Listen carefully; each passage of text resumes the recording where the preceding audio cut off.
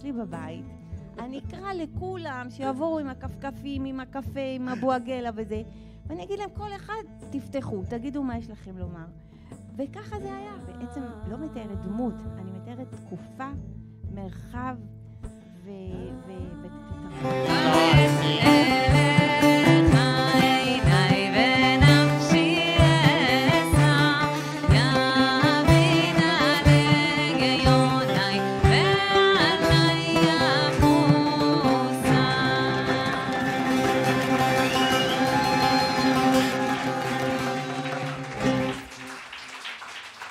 תודה רבה, תודה לשותפים על הבמה.